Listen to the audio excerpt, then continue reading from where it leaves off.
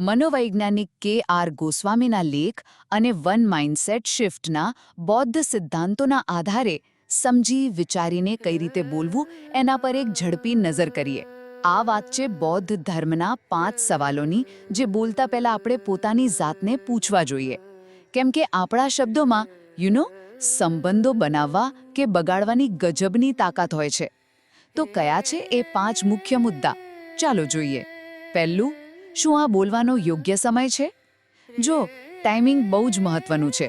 વાત ભલે સાચી હોય, પણ જો સામેવાળો ગુસ્સામાં હોય કે સાંભળવા જ ના માંગતું હોય તો વાત પહોંચે જ નહીં. એટલે થોડી રાહ જોવી સારી. ઓકે.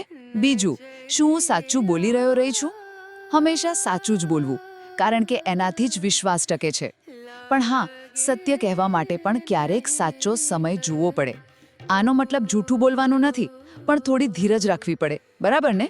ત્રીજું, શું હું નમ્રતાથી વાત કરું છું? કડવાશથી નહીં.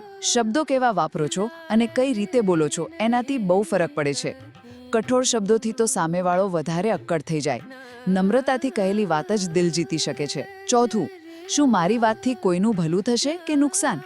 આપણો ઈરાદો હંમેશા સારો હોવો જોઈએ. કોઈને મદદ કરવાનો, નુકસાન પહોંચાડવાનો નહીં. આપણા શબ્દો કોઈના માટે ફાયદાકારક હોવા જોઈએ. અને છેલ્લું, પાંચમું, શું મારા શબ્દો પાછળ પ્રેમ અને કરુણા છે કે પછી અંદરનો ગુસ્સો? વાત પાછળનો ઈરાદો શુદ્ધ હોવો જોઈએ. પ્રેમ અને દયાવાળો.